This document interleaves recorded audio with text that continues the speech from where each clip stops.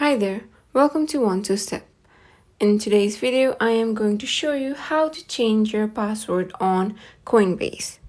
So to begin, let's open up the Coinbase app. Now after opening Coinbase, go to your profile by clicking on the three lines which should be on the topmost left corner. Click on that, and after clicking on that, you'll see Profiles and Setting. Click on that. And now if you scroll down a bit, then you'll see Change Security Settings. Click that. After that, there will be an option called Change Password. Click on Change Password. Now type in your old password and type in your new desired password. Now in the third box, type in the same password to confirm.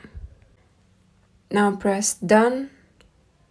After that, there is a verification code sent to your phone through text.